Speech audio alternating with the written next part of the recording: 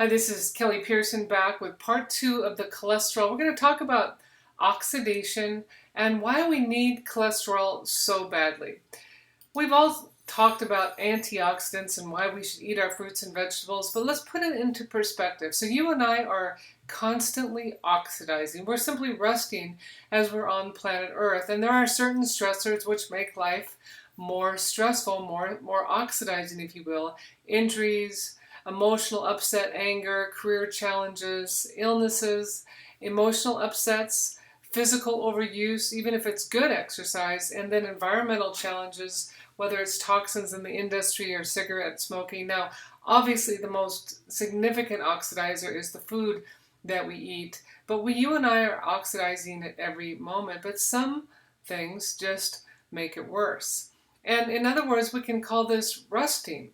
Now, essentially what's happening is oxygen, which comes with 2 electrons typically, loses an electron from oxidation, from stress, and at that point it becomes an oxygen with only 1 electron, and it is called a free radical. Well, that name is somewhat appropriate because now this particular oxygen molecule will try to steal other electrons to make itself complete, and in the process you're creating an inflammatory milieu and the rusting ensues. And for you and I, what this really means is that we start to age, and moreover, with the inflammation, the body will register pain every time. So if you and I can beat this antioxidant challenge by taking in more antioxidants as compared to the amount we're oxidizing, it's a win-win. We age more gracefully and our pain levels are substantially better. So let's take a look at cholesterol.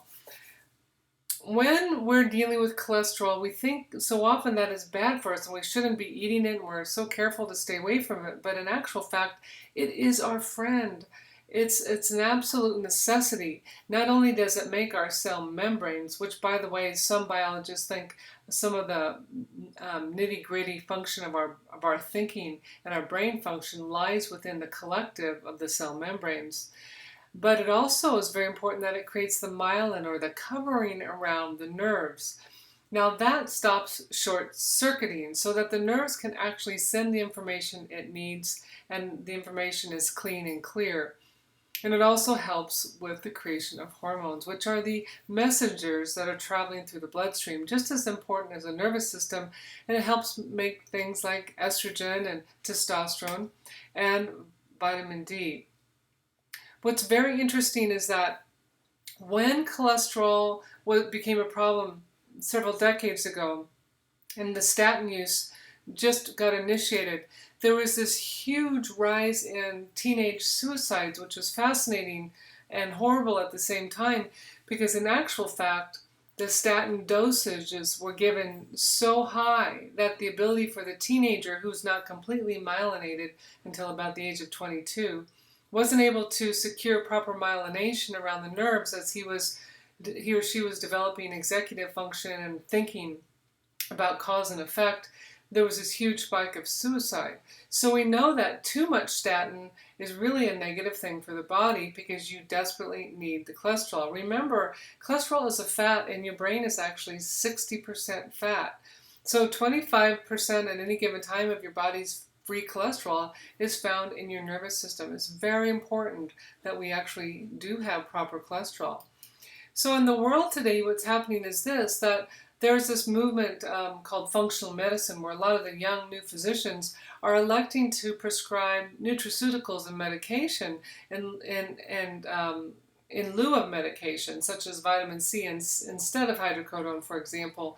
And they're assuming that the measurement of cholesterol will, in a few years, be a thing of the past, but rather what they will measure is your level of inflammation, your C-reactive protein, and some other things that tell us how inflamed you are based on what kinds of foods you've been eating, and likely how much excess sugar you've been consuming.